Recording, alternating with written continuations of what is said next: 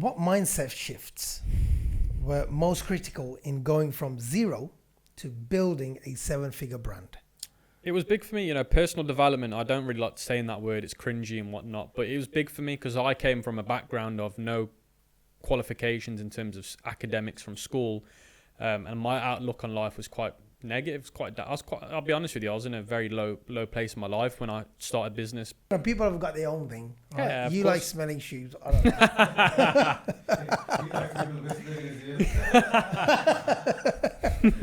know. Everyone's got their own little dark secrets. But, building 7-figure brand. So when you made the sneaker brand, right, and you started getting all of this stuff, and what was the next step? Now, mashallah, your sneaker brand, is it still around? Or? No, I got rid of it back as soon as I started dropshipping. I got rid of it. I've got closer to religion the more successful I got, which is usually the other way around for most people. Yeah. But I've realised that the dunya's crazy, bro. Yeah. And I've realised that the more successful I've got, the things you see, what you get to experience, what you get to see. And I just think for me now, my legacy is just...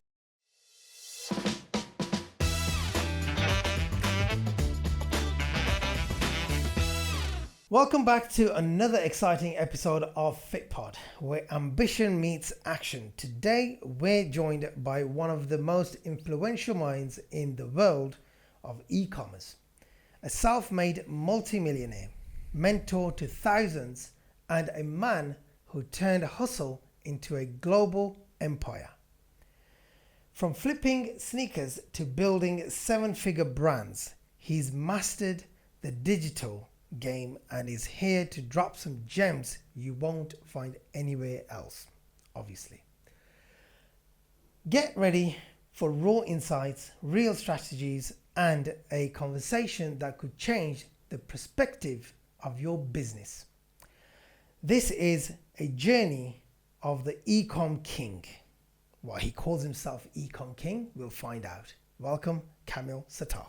Thank you so much for having me. I'm excited.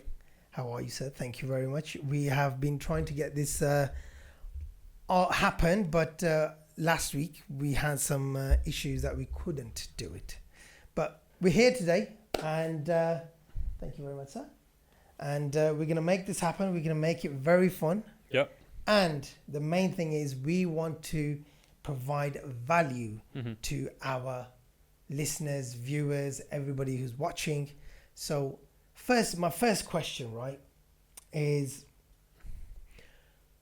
why do you call yourself the Ecom King? What have you done? Oh, I'm glad you asked me that question, because every other podcast I've been on, no one's asked the question of the name. Maybe they're just too shy. Yeah, or they don't want to offend you. I don't know. No, I like it.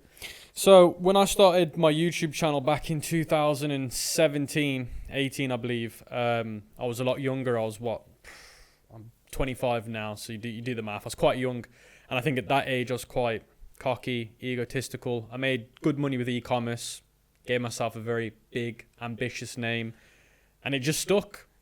And I think now, obviously growing up now, I'm turning 26 in a few days. I've looked back and I thought to myself, maybe that was a very, very ambitious name to give yourself.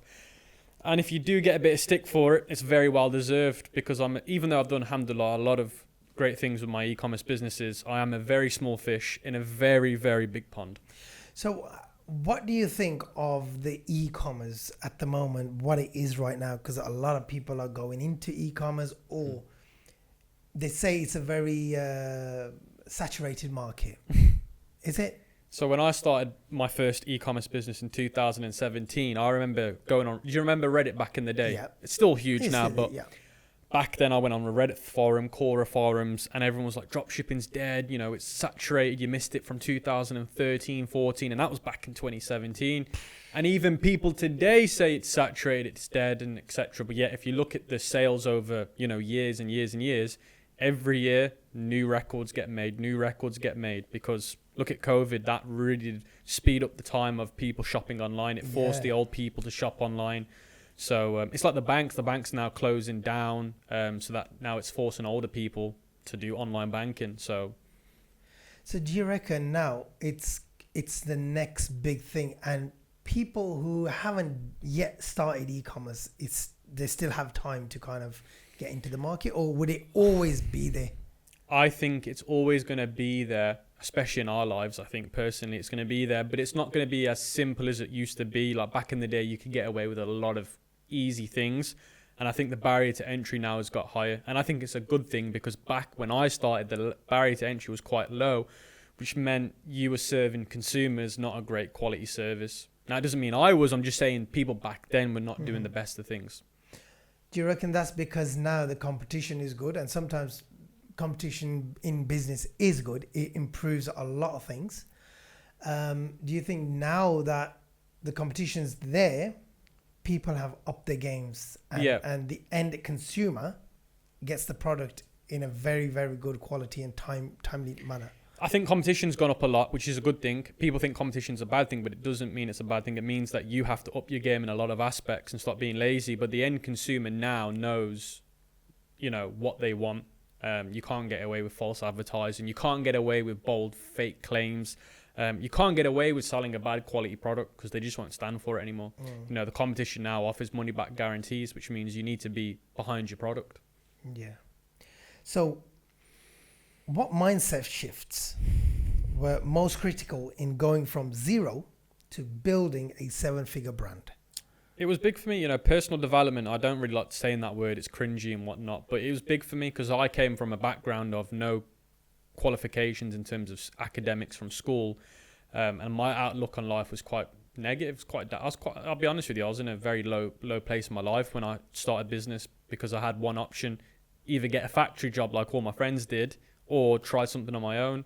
And I thought I'd try something on my own. So I had to go through about 1 year to 2 years of personal development to change the way I look at life, because it was quite bad at one point. But I think the attributes that you need to have to go from 0 to 7 figures is the mentality of, the only difference between you and somebody that has success is they show up every day. They're willing to learn every day. And that's literally it. So when you decided to start your own business online, what did you think that what are you going to make out of this? Because in 2017, right? 2016, 17, your friends are working, they're making money, and then you're sitting in front of a computer thinking, I want to start e-commerce.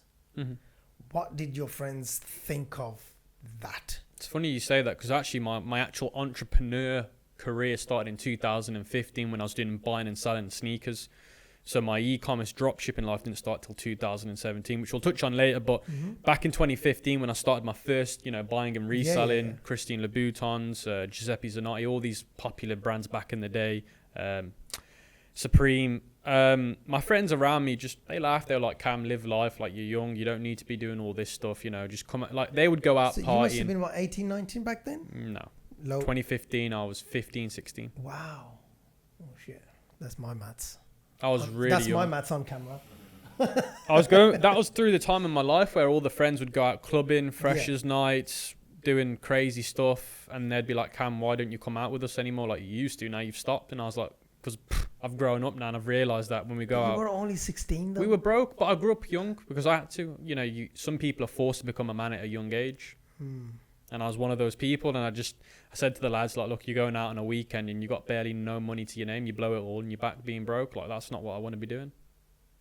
So what made you grow up so early? I just think growing up and looking at life, when you'd ask your mum for nice things and she would say, watching my mum's, face break in heart in terms of you ask her for something she can't give it you. It's the worst thing to ask a mother. The worst thing a mother can do is say no to a child, and watching her say no a few times broke my heart. And it forced me to think, you know what, I don't want it to ever get into that position again. I want to be able to say to my mum, you can ask for whatever you want, and there's no no's. Wow. And let's talk about your sneaker business and when you started that, and how did that go for you? Okay, sneaker thing was interesting because I started something that I was passionate about. Back in the day, I was really into my hype beast clothing, like wearing things that were classed as hype beast, popular. And I would say to myself, well, I love all of these brands, but I can't afford to have them myself. Yeah. So how can I physically get them touch them, smell them. Exactly, touch And them, then- smell them. Because back when I was 14, 15, 16, £1,000 for a pair of shoes is off the cards. Even now, Yeah, it's off the cards. So I used to watch YouTube videos and I'd rewatch the same ones of people unboxing them and playing around them. I'd be like, man, I need to do that. And I thought, how can I make this possible and make money from doing it? And then buying and reselling to becoming a personal shopper. So for people that haven't got time to go out there and find the goods or source the goods, because some of them are very rare, offer that service. Obviously, I need to take them first to verify they're legitimate, to verify they are what they describe them as online, if I'm buying them through eBay or, Depop or whatever. And then I'd get them to my house, take photos of them, smell them, hold them, and then give them to the end consumer and take home a couple of £100 each for each pair. And I was like, wow. it's brilliant. That's the smartest way to do it. I was like, there, done. It's like, you can look at it in different ways. Most probably thinking is, what's this? Like, every 2 days he's doing, what is it? Let me just go. But can I Open say, the door one day, he's the... the lamb and cow leather on some of them shoes was unreal. Unreal, brother. That's quality checking it for you. Quality check is verified. It's been smelt by Kamil. Bro, it beats the smell of some brand new cars, I'll tell you that now. Does it? Yeah. But you can look at it like that. If you want to own a luxury car and get a feel for it, do the same but for luxury cars. Yeah, I know. People do all sorts of stuff. Of course. This is that new trend. You know, those little mics, and people just put their hand around the ASMR. Yeah, all of that stuff, and just do ASMR, check yeah. theirs. I hate that stuff. And I really like that stuff. Do you? Yeah. Oh, it Yeah, does the my head brand in. new car. It's just, Oh, it irritates me. but it's just. You know, people have got their own thing. Right? Yeah, of you course. like smelling shoes. I don't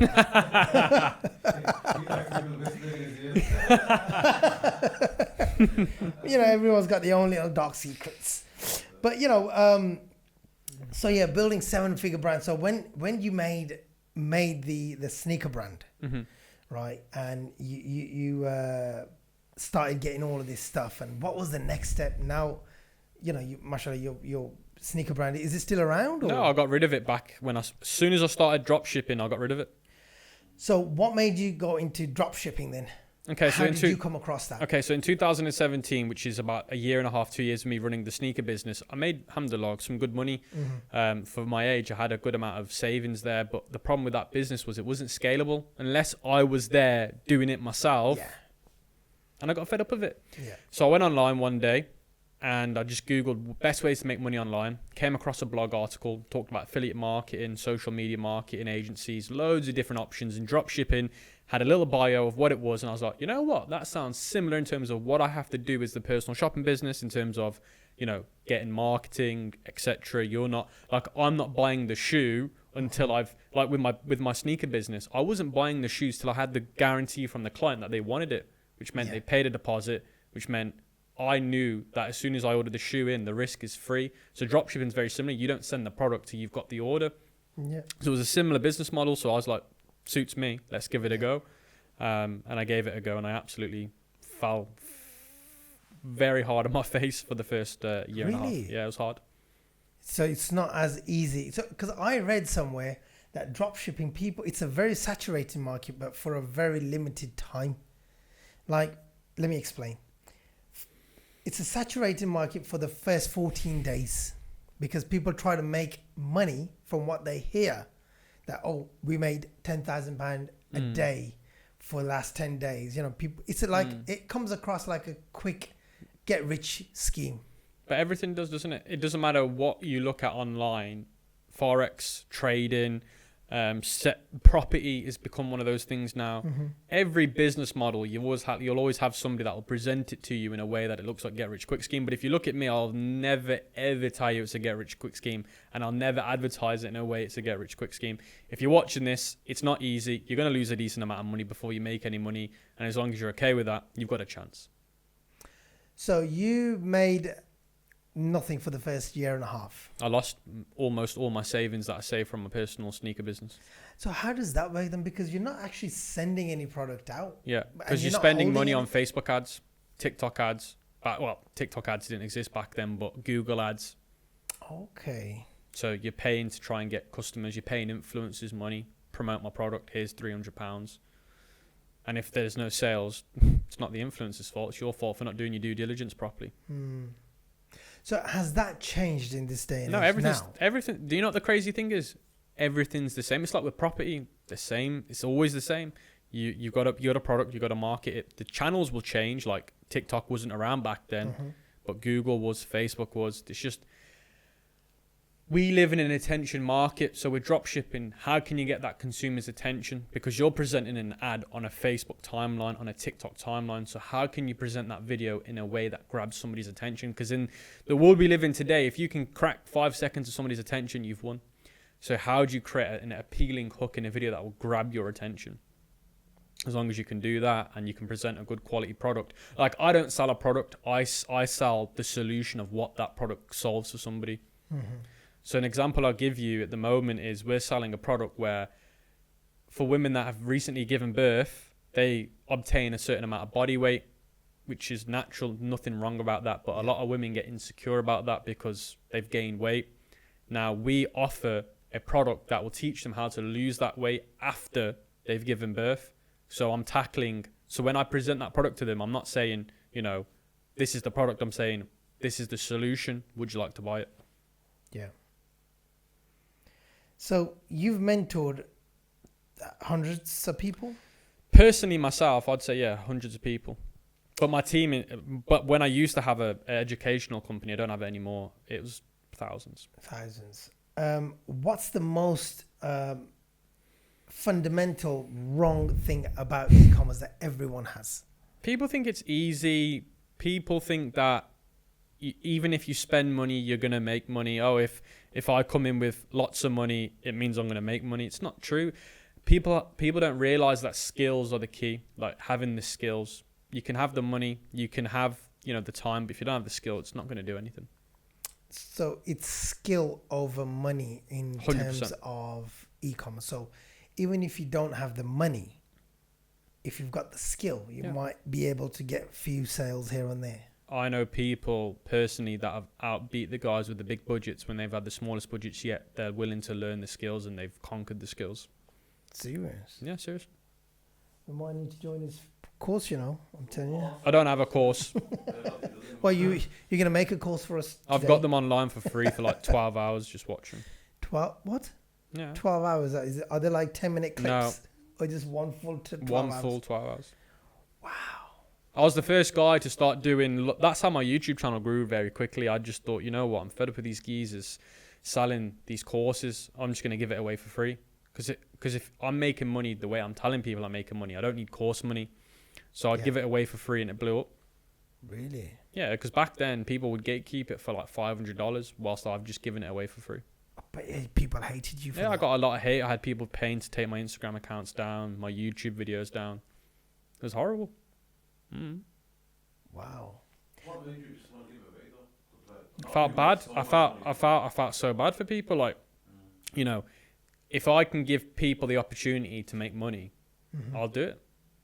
Because my reward is with God, isn't it? Yeah, absolutely. I don't just look at value as money. Reward is, there's reward in different ways. Absolutely, 100%.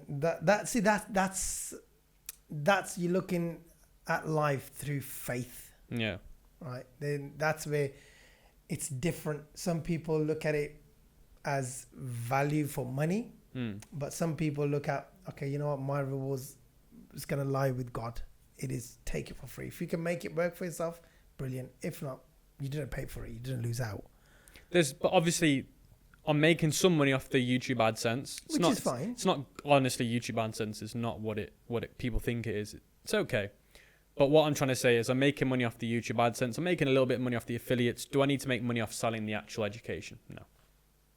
No, that's that's very nice of you. Maybe you can send it to us as well, but can you break it down a little bit? 12 hours, I can't sit there for 12 hours and listen to someone. I've had a few people say that. Yeah, maybe I can help you with that. With my editing skills. I won't charge you for it. So what were the darkest moments of your journey and how did you kind of navigate them? You said, you lost everything, a lot of money in the first year and a half, and that is pretty scary for a lot of people. made me very angry. Like, that showed my maturity at that age not being very good, because I lost a lot of anger, temper with it. I was one of the ones back then saying this dropshipping stuff's a scam. It didn't it didn't work because I just blown my savings. And you know, with Asian parents, they just go crazy when you do stuff like that. Yeah. Especially when you got no academic degrees and you think exactly, you've been a bum all your life, smelling trainers. Yeah, exactly. So it wasn't easy at home either with that kind of stuff. But the hardest moment for me was actually my first successful store, which was when I sold tech was one of my biggest industries, selling iPhone privacy screen protectors, chargers, phone cases. But in the summer of 2019, I made a lot of money selling a fishing rod product. So it was a portable fishing rod. And I made some really, really good money from that product. Just out of curiosity. Yeah. How much did you make? $600,000 with a 28% profit margin. In how long? In around about 7 to 8 months. It was during the summer period of time. Yeah. Because everyone's out fishing. Fishing, and it was in America. Fishing's huge in America, and it's to a clientele where they're mature, which means they've got a lot more disposable income. It's not for kids.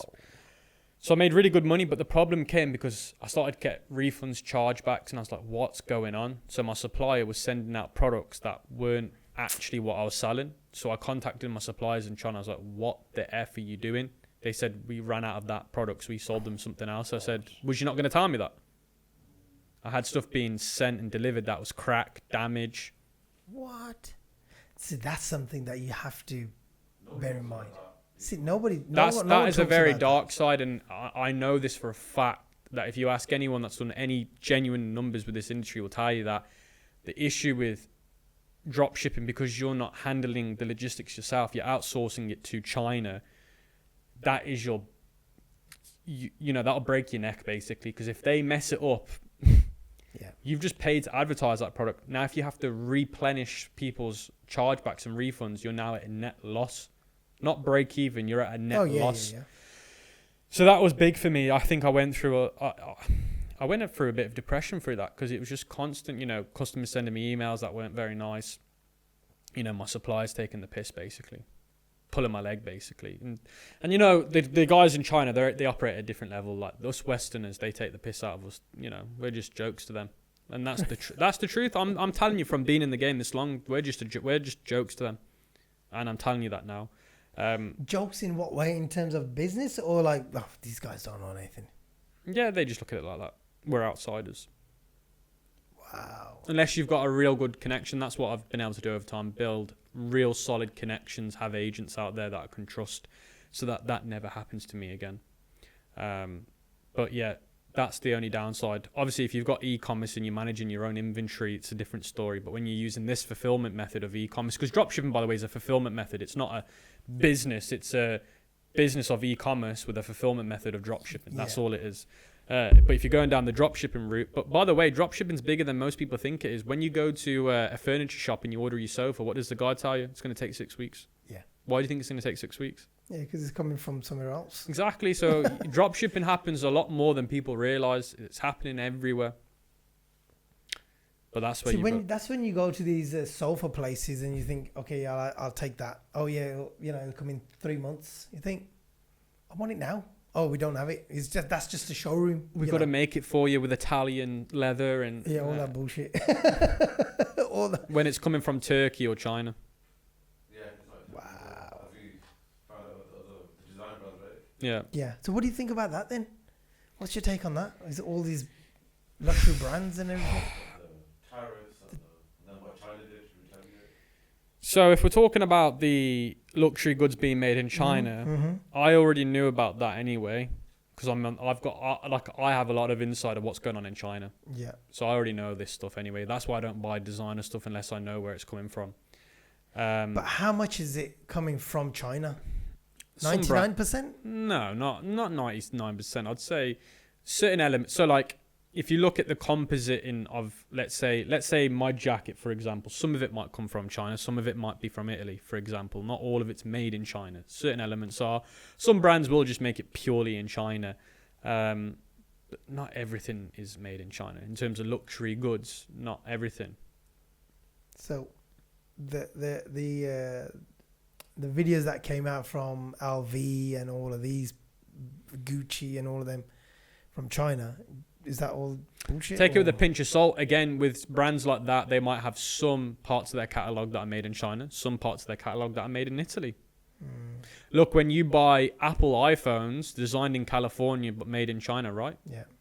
So it's like that then. But where are the parts designed in America? They're just manufactured in China. Yeah, so I suppose. Yeah. Where's the research done? Mostly in America. So the Chinese are just basically putting it together, really. Yeah. Is there anything wrong with that? No, not at all. Not at all. But it's the price tag that comes with it afterwards, you think. But how much money went into the research? Hundreds of thousands. That's what the consumer don't look at because they only think in one dimension. Yeah.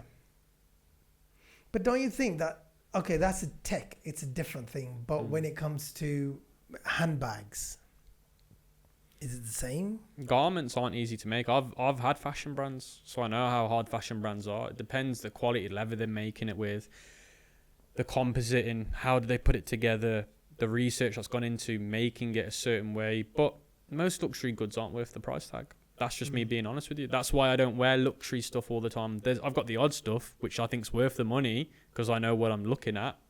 But I think most luxury things aren't worth the money.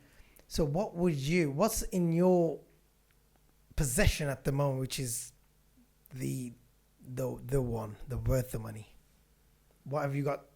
Something that you're wearing? No, Nah, nothing.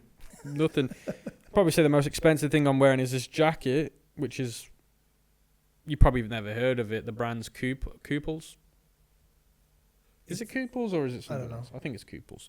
But I do see that this kind of style a lot on Instagram, and I really like this Japanese style.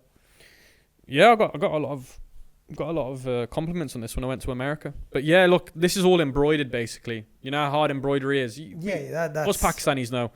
Embroidery, hand done, it's not cheap to make, so it's worth the price tag, and it's made with cashmere cotton. So yeah, this is the quality stuff. But so when I look, slap a brand name on that. Yeah, again, the brand name is. I've probably paid an extra £100 just for the brand name, but most of it's worth it. But the point I'm trying to make is, yeah, if you know how to look at if you're looking at a label inside of a jacket or a pair of trousers, if it says, polyester. There are luxury brands. I remember I went to Louis Vuitton. I was on a ski holiday and I was freezing. I wanted a coat. Went into LV and they were selling a big puffer coat made out of polyester, and they were selling it for $3,500. Polyester. Serious. That's disgusting. See, now for a normal average person, they'll be like, "That's LV, $3,500. Pick it up, brilliant." Because they don't understand what they're looking at. But in my possession, the most expensive stuff that I own is I don't have anything that's really expensive. Just tech. I spend a lot of money on tech. Yeah. Cameras, laptops, GPUs, and stuff like that. That's my kind of thing as well. I'm a nerd, bro. Yeah. I mean, he sends me stuff like, "Oh, what do you think of this?" And then because we shared the same email for the Fitpod, and then all of a sudden he gets a notification, so and so has been ordered. It's on its way. Oh. Lights, yeah, we need lights. So we didn't have those lights. We had two of these things. Just showed it to him. I was like, "Oh, what do you think of this?" Next 5 seconds later, I'll see a bloody email. Just ordered. I was like, "What? I just showed it to you." The good thing about this stuff is it's a good business write-off. This one. All of this is good for business write-offs. It is. Very easy to write off. Actually, going back to the point of what is the most expensive things that I've spent a lot of money on. I don't know if you know this. I'm a massive Batman fan. I don't know if you've seen some of my photos. No. Do you guys like Batman? You know, Batman, right? My wife forced me to watch it. No way. Yeah. Is she a big fan? Yeah. Which one? Was it the Christopher Nolan? Christian Bale one? I had to watch every single one of them. Was it the Christian Bale one? I think so. Is it Dark Knight? Yeah. How can you not say that was a sick film? I don't know. I'm not into that, especially when he changes his voice. I was thinking, why is he talking like that? Really? What the hell's wrong with this guy? What did you think? I think that was one of my favourite Batman movies. Because I've seen the other ones where you used to have Batman and Robin, right? They're cringe. Cringy ones, right? But then that one was so good. And the one with that was a joke one? Yeah. Heath Ledger. The one I'm more into my real stories, real life stories. Bro, that is a serious. You know who wrote that film? Christopher Nolan. Yeah, no, The best director in our Ab- generation, absolutely. But and it was a masterpiece. Yeah, no, I've liked his other one. He's done Oppenheimer. Yeah, he's done. Oppenheimer, He's yeah, done. I He's really done like loads that of very, very good films. But I'm more into real life stories, real events, Okay. true events. I love Okay, it. so fiction. Yeah, I don't like this whole. No. No, I'm not into that stuff because I think it's a bit weird. It's just kiddies like. But I think that Batman with Christopher Nolan and Christian Bale, I don't think it's kiddie. It has a realistic look to it, feel to it. It does, but it's just because I know what I'm looking at. I'm thinking, come on, guys, this is not gonna happen. But if you were a billionaire, you could get that kind of technology. But don't you think if I was a billionaire, I'd be doing something else with my life rather than No, putting I would. a If I was a mask on? billionaire, I'd be doing that. What? Put a mask on? If I could jump off a skyscraper and have the technology to fly around, I would, bro. Yeah, I would. I'm a billionaire. Where's that billionaire gone? Comes lands down here. But coming back to my point, I collect from the movies, so I buy props from auctions, and they're not cheap. Oh yeah. Those are collectibles, aren't they? Yeah, they Which hold can be, a lot of value. A lot of value. If you lost everything tomorrow, Okay. right? What would be your first 3 steps to rebuild? I'm sorry. Before you answer that, let's roll the dice. It's something that we do Okay. with everyone, and so far I have not won a single game. We played 3 times and he's lost 3 times. Your turn. My turn. Yeah. And you can bring the mic forward as well. You can move the microphone forward. I could make this really boring, but I don't. You need to roll the dice first, bro. Oh yeah. So now you get it's not boring because it's different color. Oh You yeah. have to choose. If you were freestyling, it's boring. Oh yeah, then now you need to put it on the Oh top. yeah, put it on. Have you never played Jenga before? Yeah, I played Jenga lots of times. I've just never done. Have it you for sold dice. it on e-commerce? No. Okay. There we go. The middle's always the safe. Yep. Safest option. Oh, turquoise. Same color. No, I don't want to do that one. Where's the weight distributed? There we go. I want that one. Probably a bad idea, but willing to give it a go, brother. Okay. Right. Back to my question. So, if you lost everything today, tomorrow, what would be the first 3 steps you would take to rebuild your stuff? And I had zero, absolutely zero. Zero. Okay. Nothing. You lost everything. Can it be anything? Anything. Now you got to rebuild yourself. So it could be anything. Okay, so I would start off by offering a service-based business selling AI solutions. That's what I'd do. In terms of AI solutions, explain. I can automate people's workflows. I can automate CRO. I can basically aspects of the business, lead generation. Instead of having people on the end of a phone doing it, I can get AI to do it for them. But that's because of my skills. I know how to do all that stuff. So I can create AI automations for companies. So I could come to a company that, let's say, is doing outreach and do it all through AI instead of humans doing it. Replying to emails, get AI to do all of that for them natively. People doing cold calls, get AI to do the cold calls for them. If people are inbound calling, lead gen, get AI to do it for them. That's what I'd do. So what do you think of this AI now in next 5 years? It's crazy. It's crazy. I'm in it every day. I get lost in it every day. I'm learning new AI techniques like AI agents, training LLMs, language models, because I know how far this thing's going to go, and it's scary. Do you think we can incorporate AI and dropshipping? Yeah, that's what I'm doing right now. So I've trained a AI model to basically think like me. So if I try and get it to find me a product, it will go and find me a product. It'll do what I do manually.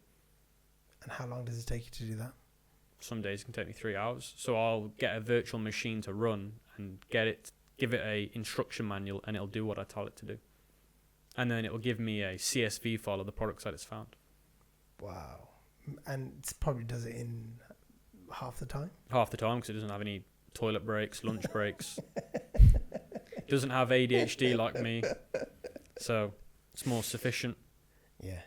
So AI is crazy, bro. I'm not joking. Like, because I use it every day and I work on it every day, I'm seeing how good it's getting. Like, I literally got it the other day to reply back to 163 emails for me. It literally connected to my Google Gmail, and it said, I will respond to these emails. I checked my email to go on the send button to see if it did it, and it did it. Wow. How crazy is that? That is amazing. And can you imagine you sitting there replying to 167, 60 emails? Exactly. How long it would take you? Exactly. Do you know now you can do AI podcasts? So you can create an AI person. So if I wanted to interview, let's say I wanted to interview who's somebody famous that everyone knows. Bill Gates. Bill Gates. At the moment, he's trying to dim the sun. Right? And This guy's a lunatic, man. I'm telling you. He's one of the worst ones. But yeah, if I wanted to interview Bill Gates, I could do it with AI now. Okay, so tell me more. There's a company, I can't remember the name of it. I was doing some research on it yesterday where it will create a simulation of a character being Bill Gates, and you can speak to it, and it has lip syncing. It'll recognize the voice of his, and it will speak like him. See, but that's not the real thing, though. It's not the real thing, but I'm saying that's how crazy AI is these days. Yeah. But coming on to Mr. Gates and his sun dimming thing, his madness. The UK have just approved a £66 million project. What do you think of that? I didn't even know that was a thing. That's given me more reason to leave the UK. Oh, well, another one is here on the list of leaving UKs. Where do you want to go? Well, we've just applied. Me and my wife have applied for a visa in Portugal. Oh, you moved to Portugal? Yeah, we actually lived in Dubai before. We weren't keen. How long you lived in Dubai for? It was 2020. It was for about... Bro, you're only 25 years old. Like, how much have you done in your such a young life? Quite a bit. Yeah, I was there for a year and I just got fed up. Oh, right, for a year. Why did you get fed up? You ever been? I have, yeah. What do you think? Just here and there. I've never lived. But my cousin out there, he lives in there. He's been there for about 4 years now. 4 years. It's not the country, it's the people. They're just annoying. Everyone thinks they're the top guy. Yeah. Measuring competition constantly. But again, isn't competition good though? In that kind of area, it kind of helps. Everyone grow. Not in their way. I don't know. It's not. It wasn't for me. Hopefully, maybe I'll move there when everyone leaves. when all the tourists leave, I'll move there. I'm back there. But don't you think the native people are more of a... They don't like us than the tourists. I think I'd rather have the tourists. I went to Qatar last year, and that was amazing. I loved it. Really? Because it was less tourists, more locals. Right. Similar idea, nice skyscrapers, beautiful, clean. So what do you think of Oman? Beautiful, I love it. Have you been to Oman? I went in 2017. I thought it was insane. Because that's where I'm thinking of moving. Oman's absolutely beautiful, bro. People are amazing. Some of the best people in the world. Because I went there for my honeymoon, not to Muscat, but I went to Six Senses. The resort. Mm-hmm. Is that the one on the mountain? Yeah. That's insane. Mental. Yeah. Absolutely, we loved it. And there's no locals. There was no one there. It was in October. But what a place.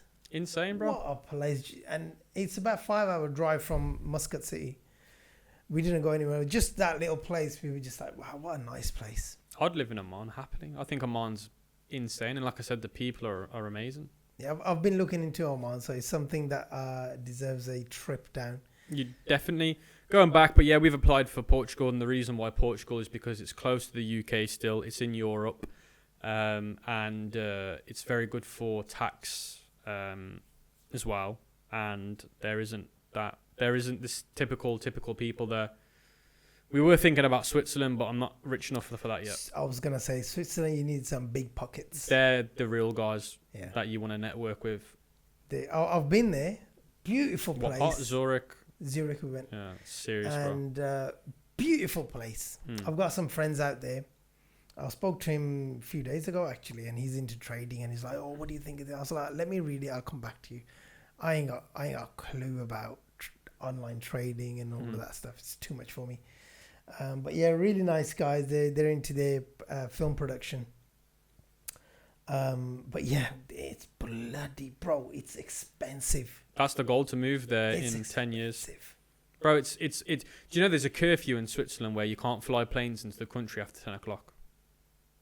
Because they don't want to hear the noise. Wow. That's how much money they've got, bro. We're not interested.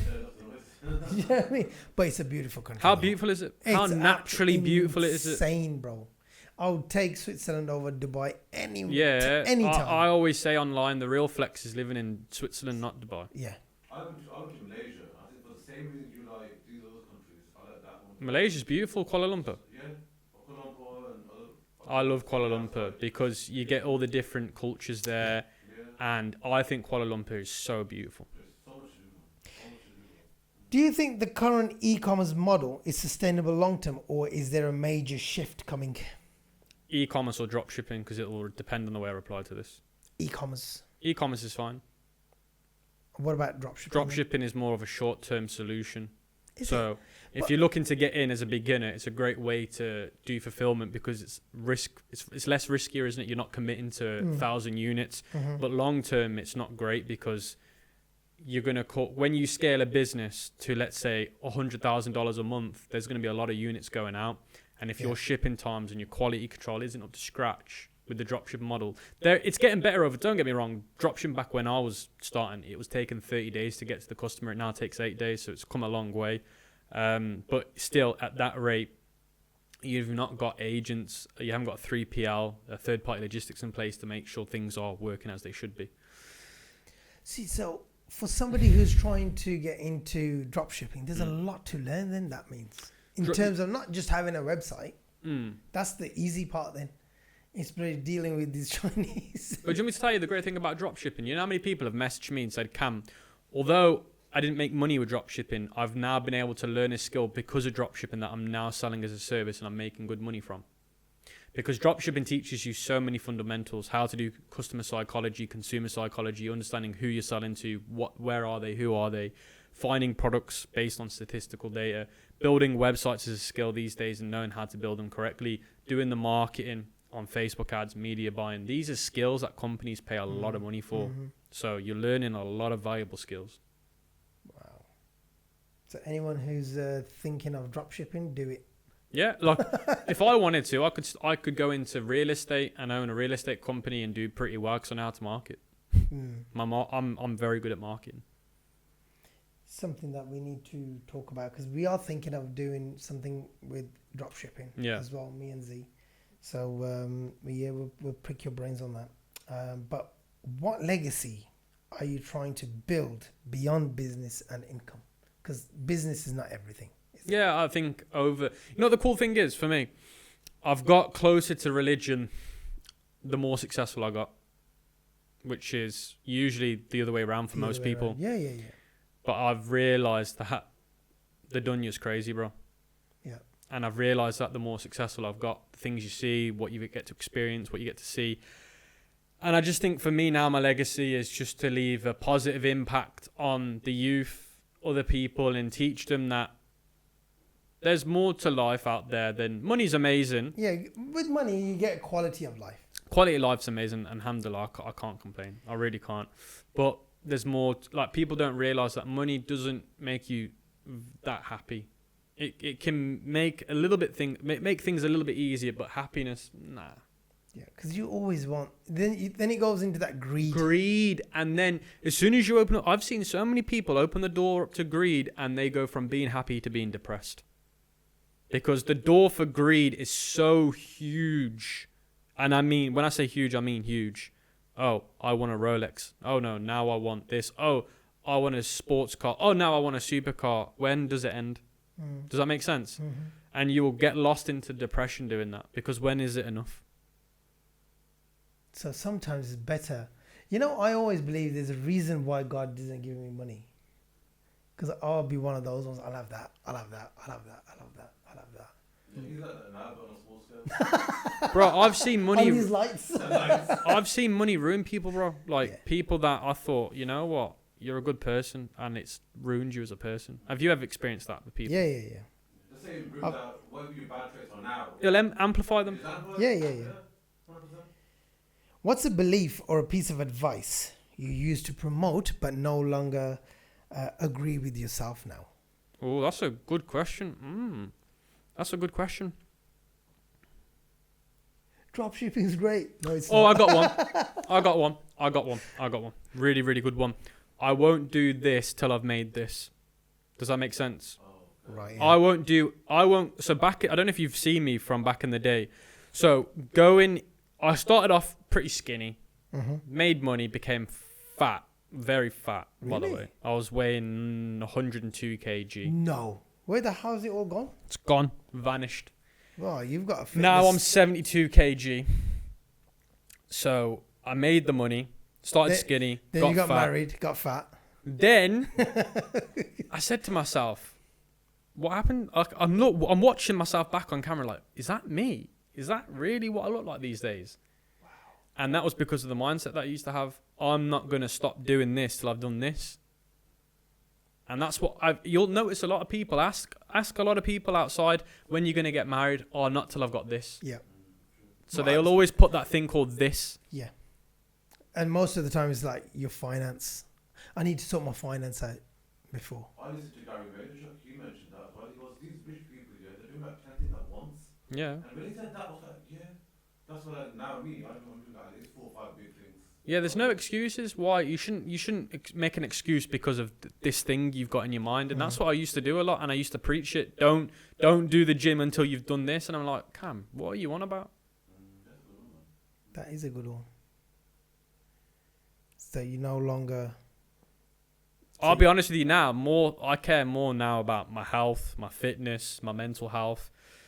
Then business comes second.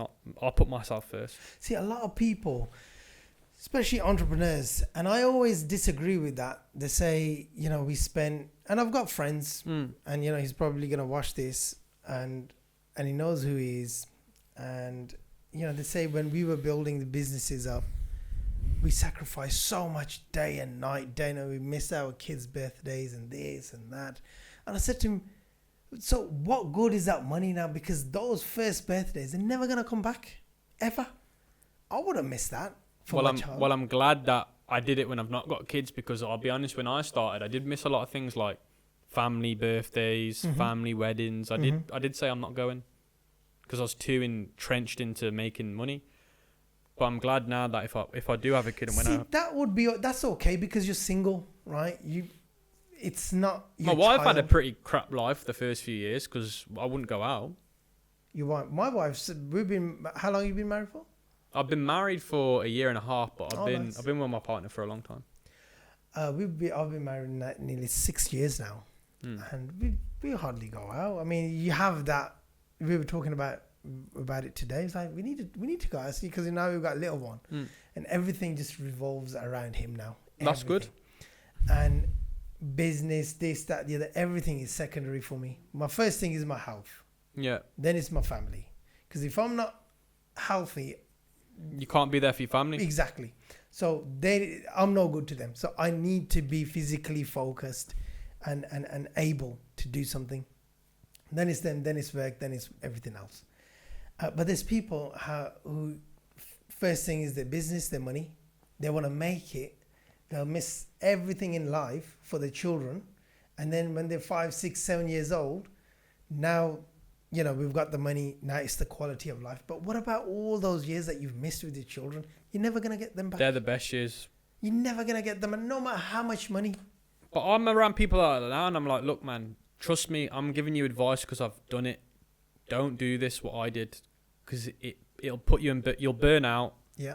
You'll get overweight, and when you're overweight and stuff, you don't perform well. You don't. Yeah. You're tired all the time. It burns a lot off you. It does. I mean, I used to be fat, right? I used to be nearly 100 kilos myself. Then I come all the desi food. Yeah. Well, all the crap. I used to care less. Somebody needs to talk about that. In our culture, the food, man. Oh, bro, I'm part of this British Health Foundation committee thing, right? and there's a guy next to me. We were talking about the heart problems in Asian communities. And he's like, yeah, we do this, we need to do this, we need to do. And I says, look, we don't need to do any of that. We need to fix our food.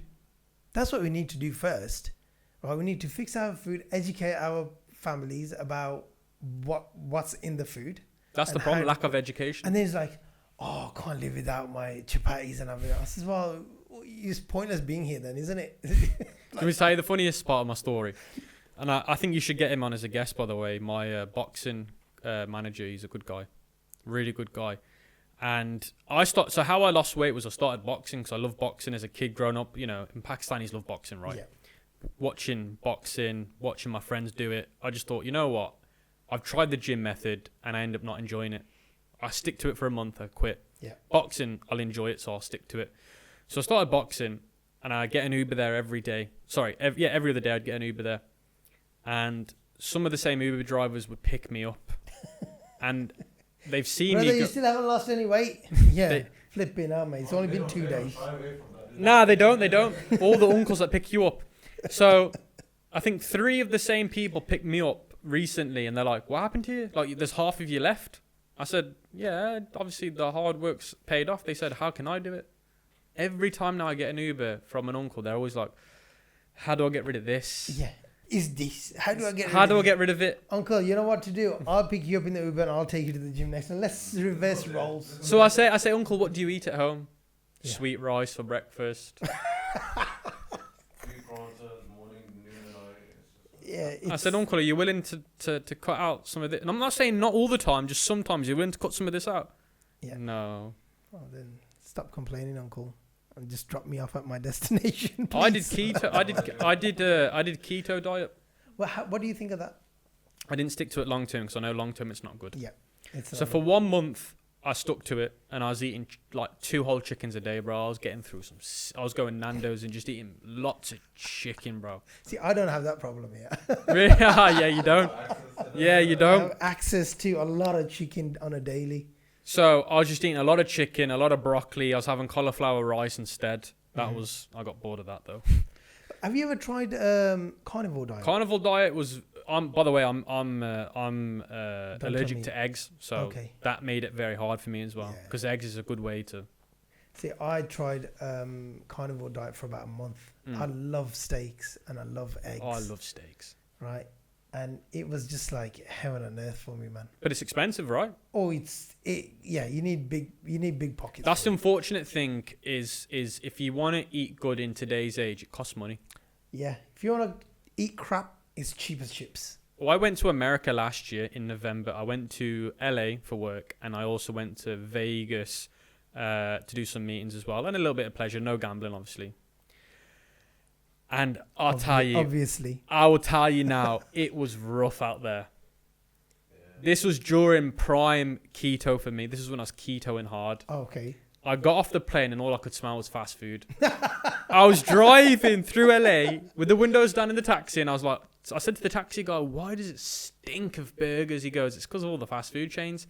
The whole month I was in America, bro, it was a mission to find anything healthy. I was speaking to all the locals. They said, look, mate, it's cheaper to buy a bottle of liter of Coke than it is a liter of water. Shit. Water is more expensive than Coke.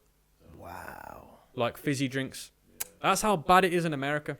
Bro, this is the thing. It's just, look what's being promoted. I went to a service station because we drove from LA to Vegas. Pumped out Coke. Bro, I went to a service station and I was just looking for some fish and some sweet potato, bro. Nothing. Chocolate, candy. Oh, no. See, when you were 102 kilos, that would have been heaven for Heaven. You. Oh, yes. Yeah. Yes. But it made sense why people out there are overweight because that's all they shove in your mouth. I bet you just by smelling that, you put on calories. It's stunk out there, bro. Honestly, it's so bad. It's disgusting. It's bad. Look, whether you like him or not, even Donald Trump said there's a problem in our country with food. Yeah. No, it's a bro. Big They get meat out of like this rolled up bag. It's like canned food. They get the meat out of.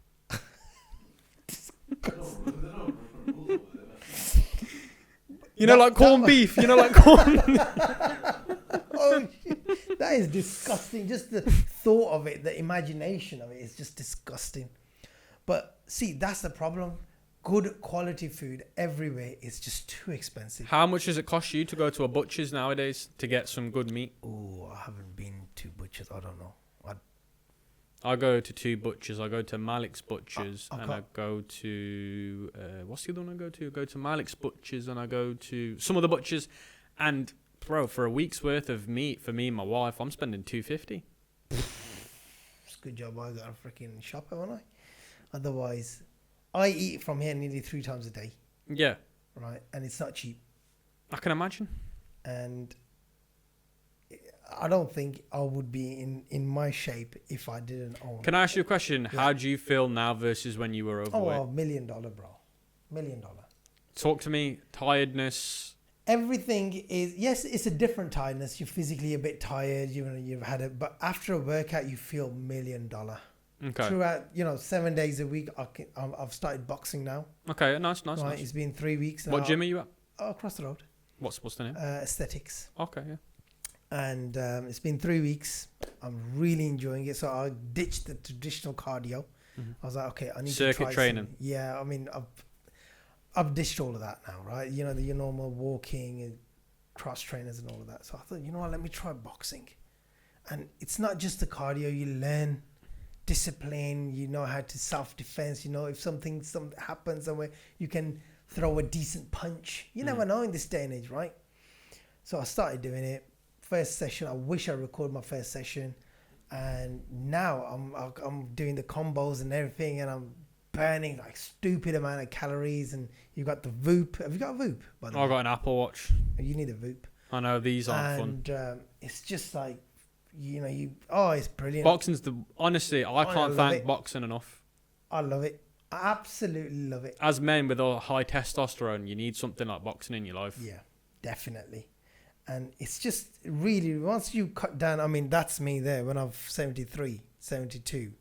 I mean, you have like back pains and stuff. You think, oh, bro, you're too tired because you got hardly any food in you, right? That's the downside of it. So, but now what I've done is balance everything. Your workouts, your food, enjoy yourself, but in a good way. What do you think of carbs? I love carbs. Which carbs do you eat? I'll eat once a week. I'll eat anything. Pasta.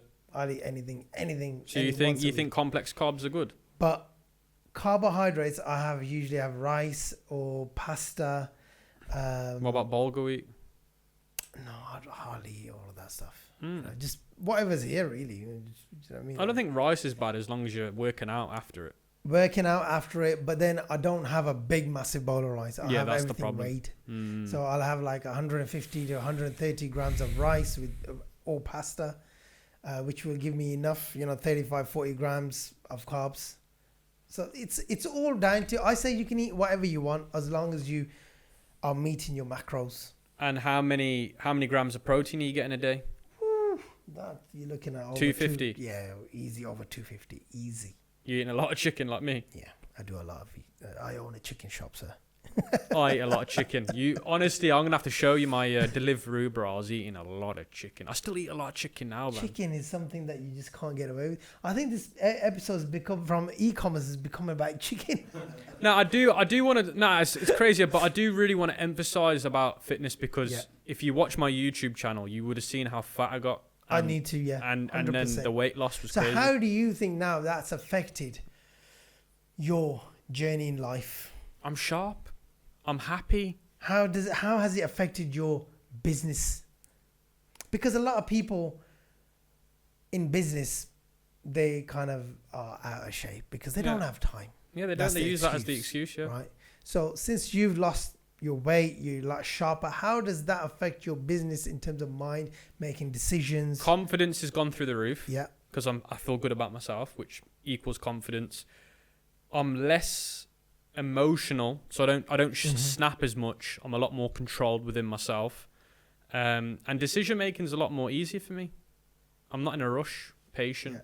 Yeah. I think I'm like that as well. But my brother is always like, "Why you always just like calm down, just relax? Why don't you just get it done?" I said, "You get it done anyway. So why you want to stress?" I think something that I've learned in life, and I'm glad I learned it at a relatively young age is what's not in your control. Don't get too emotional about it. Yeah, it'll happen. It'll happen. Or get it done. Because if you watch humans nowadays, they get too angry and emotional about things that they just can't control. And that's the worst thing you can do, right? See, like, especially in dropshipping. Yeah, there's a lot of things that's in the air that's out of your control. Yeah. You just got to let it do its thing. See, in terms of dropshipping now, most of it you've got no control over, realistically. Yeah. Right? Apart from your website and your marketing, there's nothing else that you are in control of. People so with dropshipping, there's something called a winning product. I don't know if you've heard that term. No. A winning product. Oh, yeah, a winning product. Yeah. So a product that's going to make you money. Yeah. And people are fascinated by a winning product, but a winning product is technically out of your control in certain element because a product can, based on statistical data or websites that analyze it, can show signs of, it can make money. But unless you're putting money out there to see if the product does get sales, you'll never know. So most dropshipping beginners will stop their journey because they're overwhelming themselves of, oh, is this product that I've chosen, is it a winning product? Oh, is that a winning product? Oh, I can't start my dropshipping business till I find a winning product. But how do you find that winning product? Exactly. You just got to test it. See how the market reacts to it. But it being a winning product is technically out of your control till you start testing it. So when you're at home panicking, wondering, oh, is it a winning product? Just get on with it. So you need a lot of money to kind of test a product, because you're not going to test one product, are you? So you need 200. So I always say to people, $200 to $350, which is around about £200 to £300, is what you need to test one product efficiently to know if it's going to make money or not. Okay, so it's not too bad. So it's not bad, especially if that product can then go and take you to £100,000, £200,000. How much does it cost to start a franchise? You tell me. 300 grand. There you go. So what? That's a percent. Yeah. Maths isn't bad. Although I failed. But the thing there's less risk of that. Or even if there's more risk, there's less, you're putting less The money R into to R risk to ratio is still low. Yeah. 100. And this is the problem that I have with a lot of dropshipping beginners, and it does, piss you off. piss me off, which is I haven't got money.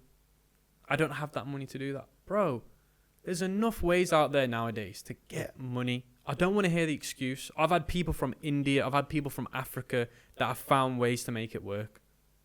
I don't want to hear your Western excuse, especially when you live in the West, when you can get a side job, you can get jobs, you can work extra hours during, the Christmas period. They give out loads of jobs because they know sales is going up. There's no excuse now. Do you think there's an excuse nowadays to not make extra income? Do you think there's an excuse nowadays?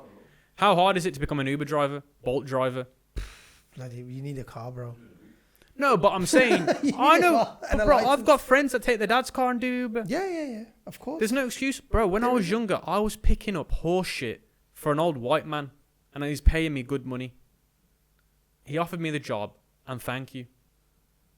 Yeah. I can't thank you enough. See, the problem in today's day and age is this whole social media, TikTok, influencer kind of vibe that everybody... And there's a lot of work out there, but people don't want to do that. The problem now is the way the younger generation and even some of the older generation are getting advertised is it's got to look flashy. Yeah. So if it doesn't look flashy, it's wrong. See, now you can't put out on your social media that you picked up horseshit. No one cares. People laugh. What are people going to think? But that's the mindset now, isn't it? Yeah, people don't find that entertaining. People are like, oh my God, there's no way. Like, bro, I've got videos that I've put on social media of me working at Primark, where my friends have come in filming me, laughing at me, working behind the till. It's just, see, that's the thing. It needs Do you want me to tell you a change. funny story about Primark? Yeah. I hated that job, by the way. I hated it. I used to hide in the lifts and get stuck. I used to get stuck on the lifts on purpose, bro. Is that why you never used to work every time you went there? It must have been in. I got put on disciplinary, and guess what they did? They put me on women's lingerie.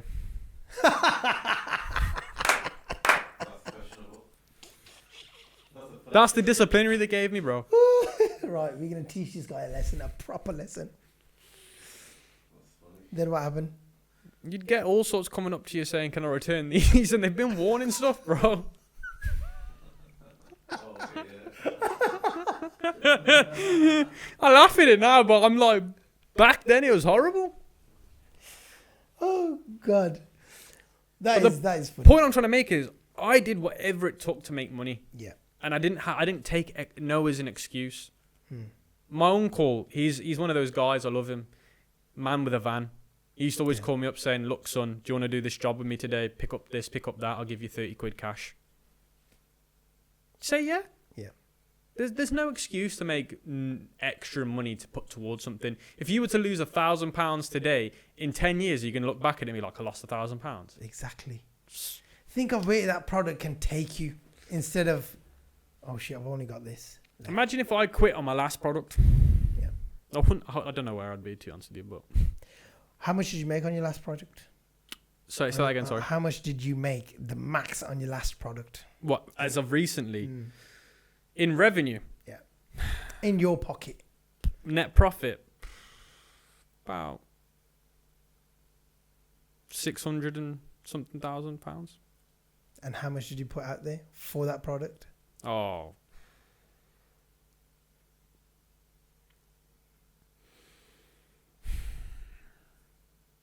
Close to 7-8 million. What? Yeah. Advertising and stuff. Cost of business. Yeah.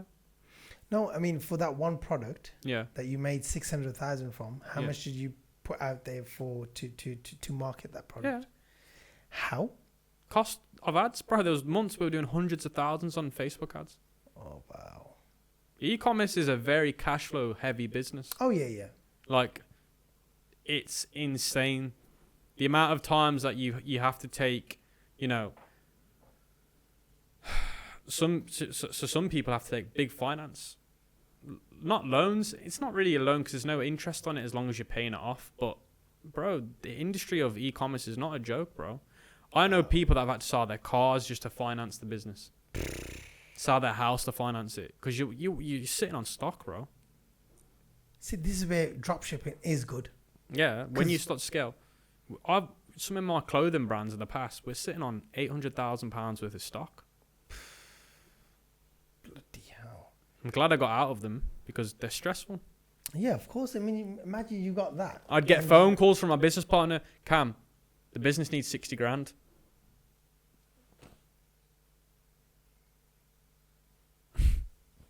They're not fun. Yeah.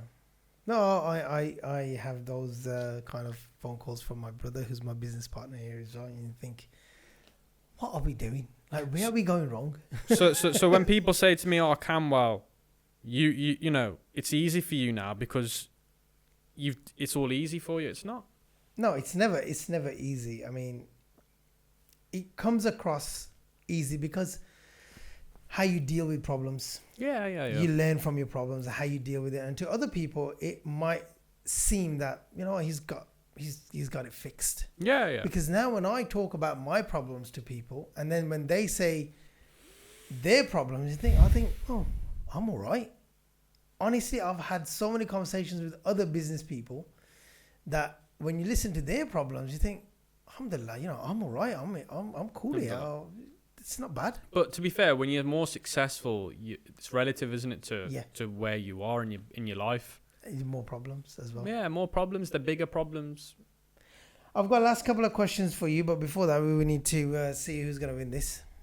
Is it the Ecom King or would it be the Chicken Man? Chicken Man. Oi, shit. Oi!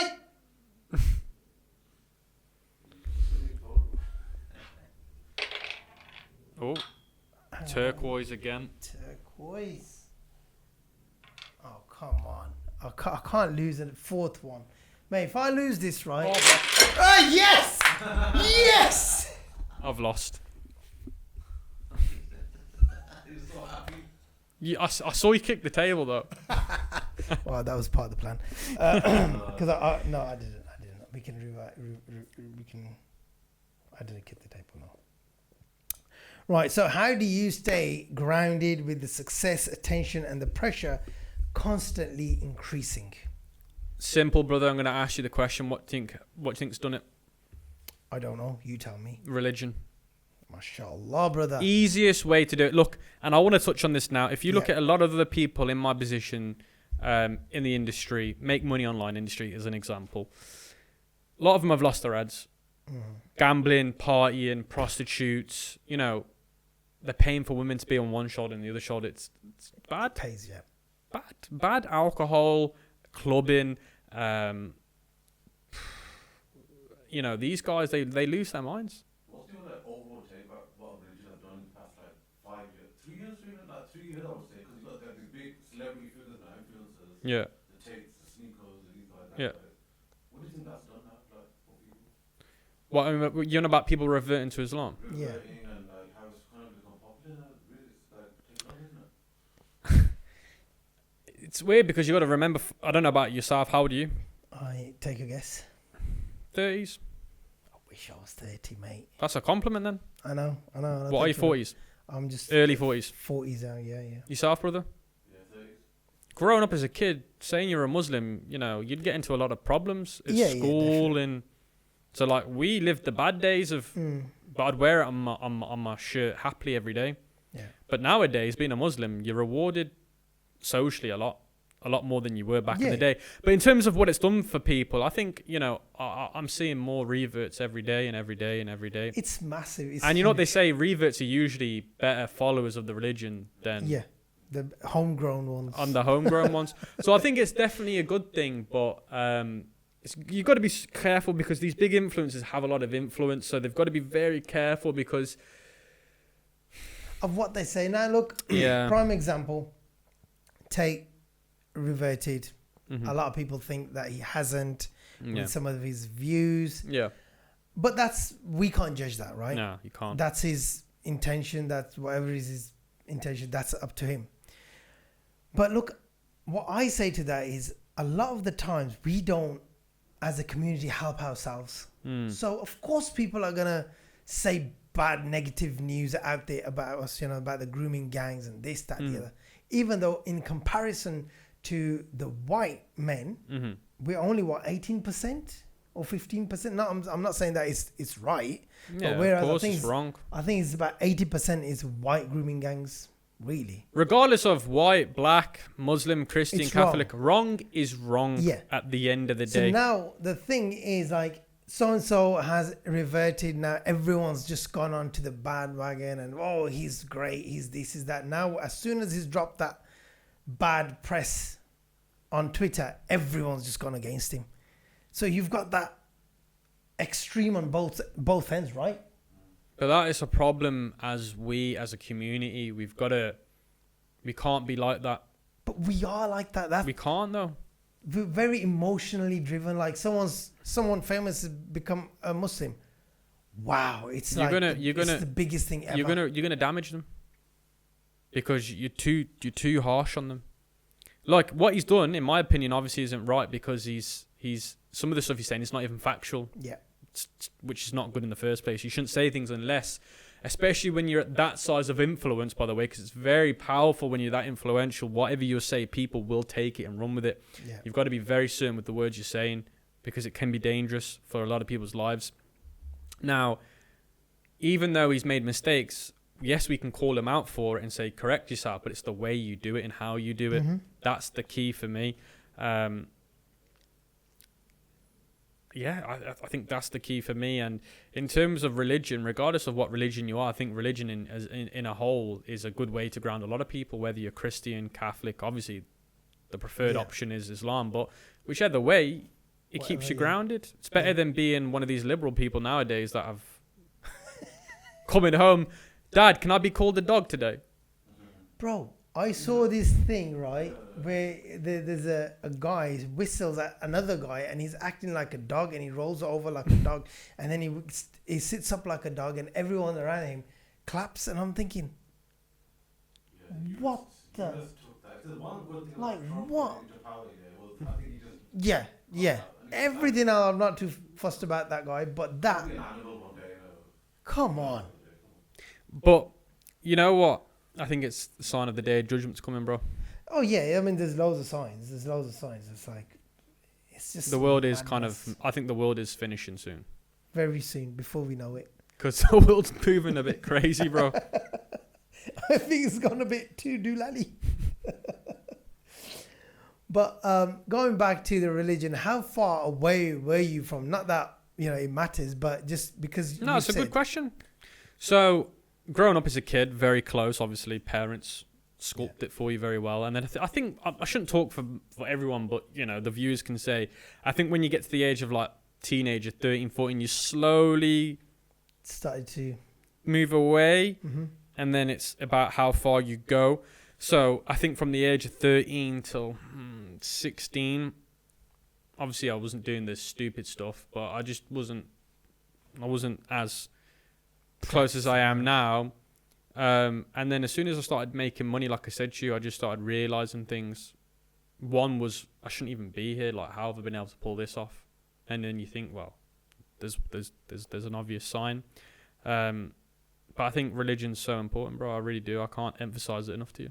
And I do post a lot about religion on my Instagram. Not like forcing people to revert, but I'll mm-hmm. post every now and then. Yeah, just to remind people. Because I do think it's important, and I think the world we live in today, there's more people trying to talk people against being religious. 100%. Than this being whole religious. satanic agenda is no faith whatsoever. No matter what faith you are, right? You could be Christian or whatever. They just don't like anything. Yeah, but the thing with Islam is because it's so fast growing, they're trying to slow the growth down, and they're doing tactics. That's what they do, bro. That's all it is. That's all it is. It's just a growth. It's a suppression tactic. Yeah. And it will obviously, it won't work. If you could speak to your 18-year-old self with only one sentence, what would it be? Now, this is my last question. One sentence, you're 18, and what would you say to yourself? Now, pretend that I'm that 18-year-old looking back at yourself, think, what? Don't care what other people think. And I honestly mean that. Do not care what anyone else says, obviously apart from your mum and dad, but don't care what anyone says about you. And the reason why I'm saying that is because I see it every day, people trying to get social validation every single day. And it's sad because you're getting social validation, but you're getting no validation for yourself because you're constantly trying to prove yourself to the world, and then you end up stressing yourself out because you're trying to push yourself up to be this person you're not. So then you become somebody you're not who you are. So then you create a character for yourself and you're pretending. But do you think that pushing yourself up to something that they want to be is a good thing? No. Because then you might just kind of... Because you don't want to. You don't want to be that. You're being that for the sake of validation. What if somebody wants to be a businessman or wants to have something great in their life? There's nothing wrong with that. And they're trying to push themselves up through the validation of social media. Okay, so if I met you for the first time and I work, and there's nothing wrong with this, by the way, at all. Let's say I work at Primark again. I'm working back at Primark, 18-year-old me, but I'm sat here today with you, and I said to you, I'm a businessman. It doesn't bother me. It's probably great. Hold on a second. I'm going to say to you, I do £10 million a year with my business. What are you going to say? Oh, wow. So why are you working at Primark? There you go. So that's what I'm saying. But because I feel less superior to you because you're a businessman owning franchises, I feel uncomfortable telling you I work at Primark because I feel like I'm less than you. Does that make sense? Mm-hmm. A lot of people nowadays, they always feel uncomfortable. I notice it with Uber drivers when I get an Uber. They're like, I don't just do Uber. I don't only do Uber. I'm like, bro, I don't care. Yeah. Why are you trying to seek validation? What are you telling me for? That's what, but you know how often I get that? I sit in the Uber. They're like, how's your day? I'm like, good. I'm like, how's your day? They're like, yeah, I've just started my shift. I'm not going to be doing it for the rest of the day. I only do this to make a little bit extra money. I'm like, bro, I don't care. Good on you. You'd rather be doing that. I'd rather you do that than sit on your ass. Yeah, 100%. Even though, well, technically he's still sitting on his ass, but but he's not the pushing point, the car. point I'm trying to make, brother, is validation. Validation in this world we live in is very bad. It ruins a lot of things because when you don't get that validation, that's it. It's mental games. We could go into an even deeper topic, but I think it's best not to talk about it. I think we should.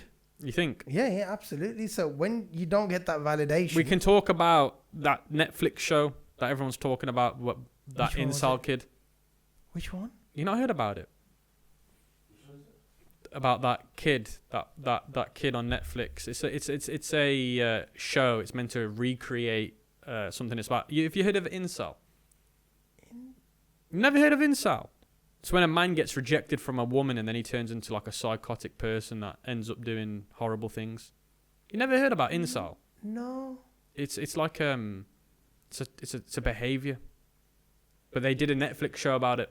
Was that little kid? Adolescence, that's it. Oh, Adolescence. yeah. I'm watching that. That's mad. That's another example of validation. He wants Yes. validation. He didn't get it, so what did he do?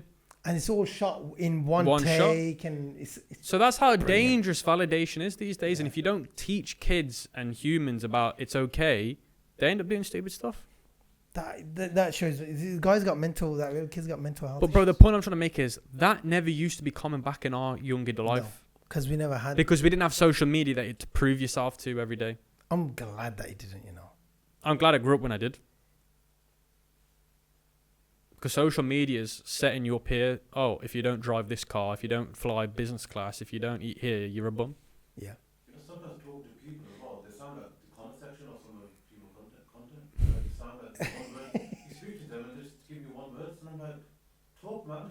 Bro, you watch the boxing and you're in the comments and you've got people in the comments saying, "Oh, you should have done this." What would you done if you were in that ring? Bro, that's you would have got sparked ever. out. You know what really gets to me? Really. Go on. It's the Ronaldo and Messi comparisons. Think, bro, you've never kicked a ball in your life, right? Regardless of who's got more goals and whatnot and who plays like this, they're doing something with their life, right? Yeah. Why are you sitting on a keyboard, right, arguing with people and wasting your time? Keyboard over warriors this? are the worst. It's like, do something with your life. And these are the people that probably never kicked a ball in their life. Look, I love football, not as much as most people, but look at like football hooligans. If they had that much passion about their own life, Oh, yeah. they would make a lot of money. That's their religion. It's good. Yeah. They spend every penny they've got on that. It's madness. And someone else is Fan mad. TVs, you watch the fan TVs, I'm sure, right? Which one? Sorry. Arsenal fan TV. No, I don't watch that I stuff. used to watch it ages ago, and I haven't watched it for a couple of years now. So it's a fan TV of these different teams, right? Oh, yeah. And there's one guy, it's literally, he has depression. Like, literally has depression, right? And if his team wins, he's great, he's happy, he's driving, right? But if his team loses, he probably goes home even more depressed. And he has passed away now, so I don't know how he passed away, but Wow. Depression, maybe? possibly. It's not that it's funny, but it's just... But it's the lack of education that the school teach. Like, look at school, for example. Why don't they teach things like this? Oh, man. You know, this is a They're constant... teaching the BS stuff now, man. You know, this is a constant fight I have with my wife about sending my little one to school. I'm getting homeschooling, bro. I'm getting private school from home. She's like... My cousin's in there, and his kid is so small. And Bro, you're gonna have to be careful because you're gonna come home one day and your kid's gonna say, "I want to be a cat." I'll be like, yeah, all right, cool. I'll give you cat food tonight. No problem. Then we'll see. how But much you like it. education's wrong, bro. Big time wrong. They don't teach you anything that's practical for life. Yeah. How did somebody like me make it out of school and do well for myself? Because I self-taught myself about things that weren't taught in school. Yeah. I failed maths, but if you give me maths equations for realistic scenarios, I'm pretty good. Because you've learned what you need to learn. Yeah, I That's don't need to know that algebra shit. Although algebra is important in certain aspects. Yeah. I mean, if you were a mathematician, then yeah. What does X mean if Y is... I don't care, man. I know. Like, I'll ask Google or something. I'll ask Siri or something what X means. Do you know what I mean? I love the power of AI and technology now because it amplifies me because I can't spell. I can't do any of this. But my core skills, this just amplifies them. Awesome. That's fantastic, man. But, you know, this conversation can go on for a very long time. Yeah, it's going to go on for a long time. But we'll definitely do a part 2, though. Yeah, let us know in the comment section. Yep. Let us know what you want to talk about, what we want to talk about. And not one word, please. We've just discussed that. But yeah, thank you very much for your time. No, I appreciate Cam. And we'll definitely speak soon, inshallah. Yeah, inshallah. Thank you very much for your time, bro. No worries, God brother. bless. Salam. Thank you.